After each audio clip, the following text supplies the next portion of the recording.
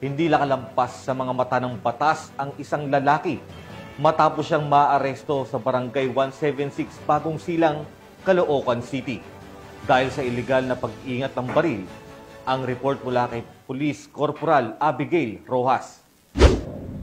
Arestado ang isang 37 anyos na lalaki matapos mahulihan ng iligal na baril ng mga operatiba ng Caloocan City Police Station sa Barangay 176A, Bagong Silang, Caloocan City, dakong alas 12:50 ng madaling araw.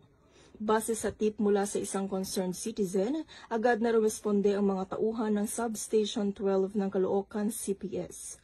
Nakita ng mga pulis ang hawakan ng baril na nakalitaw sa bewang ng suspect kaya agad itong inaresto. Nakumpiska mula sa kanya ang isang kalibre 38 na revolver na walang serial number at may lamang 2 bala.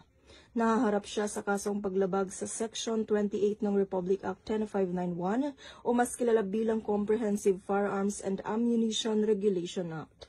Mula dito sa Metro Manila, ako po ang inyong PNN correspondent, Police Corporal Abigail Rojas, alagad ng batas, tagataguyod ng Balitang Pulis.